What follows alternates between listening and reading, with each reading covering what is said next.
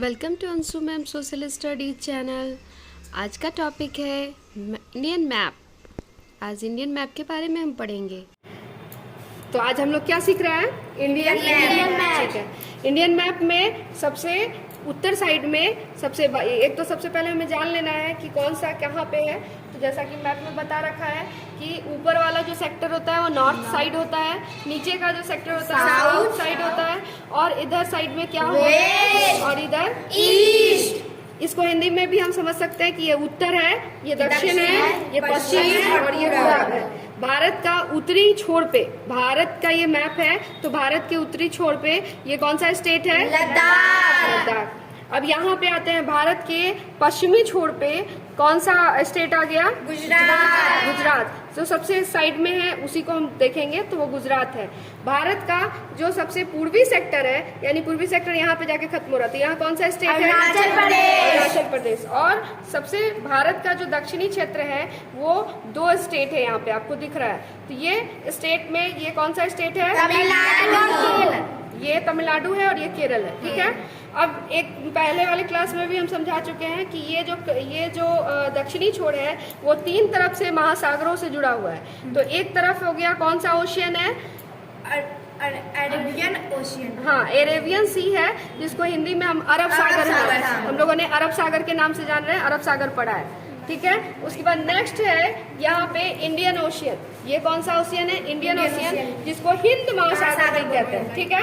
इसलिए हम उस समय बोलते भी थे कि हिंद महासागर पर भारत खड़ा है।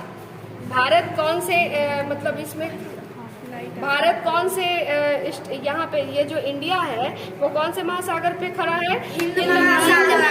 हिंद महासागर को इंग्लिश में इंडियन ओशन लिखा हुआ है, लेकिन हिंद महासागर हम लोग जान रहे हैं, तो हिंद महासागर जानिए। ठीक है। अब यहाँ पे अरब सागर है, यहाँ हिंद महासागर है, और इस साइड में हो गया बंगाल की खाड़ी। ठीक है। इस साइड में बंगाल की खाड़ी है। अब मूल तौर पे हम जानेंगे कि अभी कभी कभी पूछ देता है कि कौन सा ऐसा राज्य है जो मतलब भारत का सबसे ज्यादा गर्म प्रदेश है, और वहाँ पे भारत के पश्चिम में कौन सा ऐसा राज्य है, ठीक है, जो गर्म है? राजस्थान। तो हम ऐसा बोल देंगे यहाँ पे राजस्थान है। ठीक है। ये राजस्थान बोलेंगे। अब चूंकि हम बिहार के रहने वाले हैं तो बिहार के बारे में हमें प्रॉपर जानकारी होनी चाहिए। तो बिहार के उत्तर में ऐसा कौन सा है, मतलब बिहार के उत्तर में क्या है? तो बिहार के उत्तर में एक अदर कंट्री है जिसका नाम है नेपाल। और बिहार के दक्षिण क्षेत्र में, दक्षिणी क्षेत्र में जैसा कि दिख रहा है यहाँ पे कि झारखंड है। ठीक है। बिहार के पश्चिमी क्षेत्र में क्या है? उत्तर प्रदेश। और बिहार के पूरब में कौन सा स्टेट है? पश्चिम बंगाल। हाँ, वेस्ट बंगाल, पश्चिम बंगाल। ठीक है। तो ये चीज तो क्लियर हो गया बिहार के बारे में भी। अब चूंकि ये सारे चीज हम जान रहे हैं, हिमालय के बारे में भी हम लोगों ने पढ़ा था। तो हिमालय जो है वो यहाँ से, जैसा कि हम बताए थे कि नेपाल में विश्व का सबसे बड़ा ऊंची चोटी, सबसे बड़ी ऊंची चोटी कौन सी है? तो माउंट एवरेस्ट जो है वो कहाँ पे है, किस कंट्री में है? नेपाल। तो कहने का मतलब है कि माउंट एवरेस्ट यहाँ पे। और चूंकि हिमालय का जो सेक्टर है वो सर्वोच्च श्रेणी जो है हिमालय की, वो यहाँ से स्टार्ट होती है और ऐसे जाती है यहाँ तक, इस तरह से जाती है ऐसे। तो हिमालय का ये जो क्षेत्र है वो उच्च श्रेणी है। बात नहीं करो। उच्च श्रेणी जो है, सर्वोच्च श्रेणी की कौन सा कहते हैं? हिमालय की 3 श्रेणियां हैं। तो कौन कौन सी श्रेणी है? सबसे पहली हिमाद्री। तो सर्वोच्च श्रेणी हिमाद्री है। मध्य जो हिमालय है वो कौन सा है? हिमाचल है। और जो निम्न श्रेणी है शिवालिक है।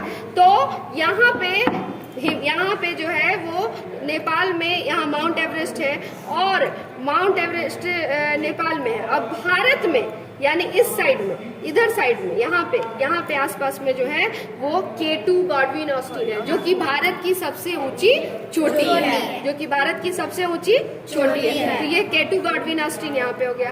अब जो है K2 गॉडविन ऑस्टिन यहीं पे, मतलब इस साइड में माना जाता है। अब नेपाल में सबसे बड़ी, सबसे ऊंची चोटी जिसकी ऊंचाई कितनी है माउंट एवरेस्ट की? 8,848 मीटर। 8,848 848 मीटर। ये विश्व की, पूरे वर्ल्ड की सबसे ऊंची चोटी है, जो कि नेपाल में स्थित है। नेपाल एक कंट्री है। अब हमेशा हम लोग देखते हैं कि न्यूज़पेपर में आता है या फिर हमेशा करंट में भी पूछा जाता है कि कौन सा ऐसा स्टेट है जिसके लिए भारत बोलता है कि ये मेरा है और पाकिस्तान बोलता है कि ये मेरा है। तो आप देखिए, ये एक छोटा सा है जगह जिसके लिए ये इंडिया का कहना है कि ये मेरा स्टेट है, और ये कहते हैं कि नहीं ये मेरा सेक्टर है, आपने इसको ये कर लिया। इस वजह से ये लोग हमेशा झगड़ा लड़ाई करते रहते हैं। अब चाइना के बारे में भी हम जानेंगे। तो चाइना जो है, यहाँ पे चाइना आपको दिख रहा है ना, यहाँ पे चाइना, इस सेक्टर में चाइना है, ठीक है। अब एक और, अगर कोई पूछ देगा कि भारत में कितने सारे पड़ोसी देश हैं, भारत के कितने सारे पड़ोसी देश हैं, हम राज्य की बात अभी कर रहे थे, अब हम देश की बात कर रहे हैं, तो कितने सारे पड़ोसी देश है। तो देखिए, पाकिस्तान हो गए, ठीक है, यहाँ पे कौन सा है, चाइना हो गया, नेपाल हो गया, उसके बाद यहाँ कौन सा है, म्यांमार है, फिर उसके बाद यहाँ आइए श्रीलंका हो गया, इधर अफगानिस्तान यहाँ पे। तो ये तो पाकिस्तान से सटा हुआ है, तो यहाँ फिर भी थोड़ा सा सट रहा है अफगानिस्तान, तो ये अफगानिस्तान भी आएगा। तो अफगानिस्तान आया, पाकिस्तान आया, चाइना आया, नेपाल आया और भूटान आया, बांग्लादेश भी कहीं पे, हाँ बांग्लादेश है यहाँ पे, उसके बाद म्यांमार है, उसके बाद यहाँ पे श्रीलंका है।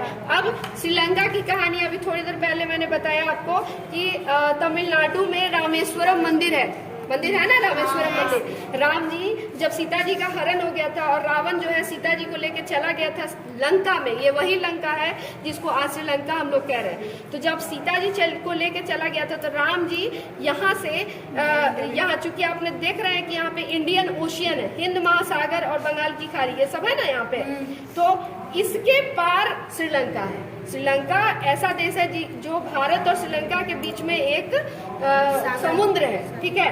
तो इस तमिलनाडु से अगर किसी को जाना है श्रीलंका, तो उसे समुद्र पास करना पड़ेगा, उसे समुद्र क्रॉस करना पड़ेगा, ठीक है। तो उससे समुद्र क्रॉस करना पड़ेगा। इसीलिए आप लोगों ने कथा भी सुनी है रामायण की कि राम जी ने सीता जी को लाने के लिए लंका गए थे। तो लंका गए थे तो रास्ता बना था ना, जो हनुमान जी और ये राम जी सब लोग मेहनत करके राम सेतु का निर्माण किए थे। तो ये वही जगह है जहाँ तमिलनाडु से श्रीलंका जाने के लिए यहाँ राम सेतु का निर्माण किया गया था। Thank you for watching. If you like my video, please share and subscribe my channel. Thank you.